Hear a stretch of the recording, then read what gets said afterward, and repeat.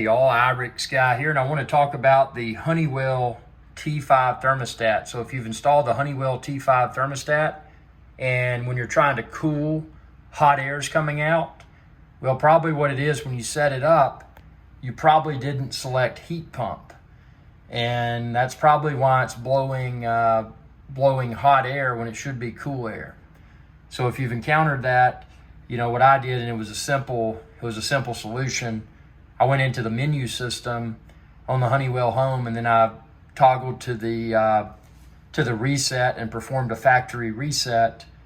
Then I set it up again, except that time I chose the heat pump option. And by doing so, then everything worked. When it was supposed to cool, it was cooling. And I hope this helps you. If it does, be sure to subscribe to my channel and like this video. If it really made you feel good, because it fixed you too, you can look down below this video and there's that icon that says thanks, and you can choose to super thanks me, and that would be greatly appreciated.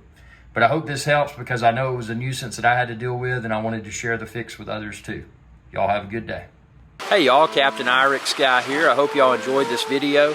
If you did, please be sure to subscribe. It's youtube.com/Irix guy, and ring that bell icon when you do, to be notified whenever I post another video.